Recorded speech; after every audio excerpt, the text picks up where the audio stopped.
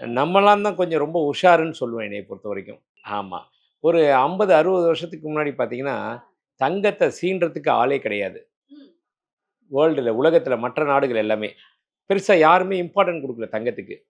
அங்க இருக்கிற மக்கள் கூட இம்பார்ட்டன்ட் குடுக்கல. ஆனா நம்ம மக்கள் ஆரம்ப காலத்திலருந்து, பழங்காலத்திலருந்து, இதிகாச காலத்திலருந்து, புராண காலத்திலருந்து தங்கத்தின் மீது ஒரு ஈடுபாடு ஜாஸ்தி.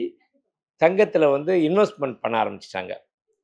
அப்படி மக்கள், நான் சொல்றது மக்கள், பப்ளிக் இன்வெஸ்ட் பண்ணி, பண்ணி, பண்ணி, பண்ணி தான் இன்னைக்கு நம்ம வந்து பொருளாதாரத்தில மற்ற நாடுகளோட கம்பேர் பண்ணா, முன்னேறிய நாடுகள கம்பேர் பண்ணா நம்ம வந்து ஒரு 8வது இடம், 10வது இடத்துல இருந்தா கூட, தங்கத்த பொறுத்தவரைக்கும் முதல் இடத்துல நாம இருக்கோம். கண்டிப்பா. அது ஒரு பெருமையான விஷயம். கண்டிப்பா. நான் அப்படிதான் பார்க்குறேன்.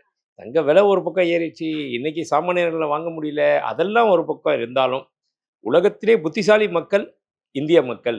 அதுவும் குறிப்பா தமிழக மக்கள் அப்படின்ற அளவுக்கு தான் பார்க்க வேண்டிய சூழ்நிலையா இருக்கு. அதனால அந்த காலத்துலேருந்தே சேர்த்து வச்சு, இன்னைக்கு வந்து சராசரியா பார்த்தோம்னா, ஒவ்வொரு குடும்பங்கள்ட்டயும் ஆன் அண்ட் ஆவரேஜ் 10 சவரன் நகை வச்சிருக்காங்க. கண்டிப்பா சார். அப்போ அந்த 10 சவரன் நகைன்னா, அதனுடைய விலை ரூ. 10,00,000 ஆச்சு. ஒருத்தர்ட்ட 100 பவுன் இருக்கலாம். இன்னொருத்தர்ட்ட 5 பவுன் இருக்கலாம். ஆவரேஜ் இது வந்து புள்ளியியல் கணக்கு சொல்லியிருக்காங்க.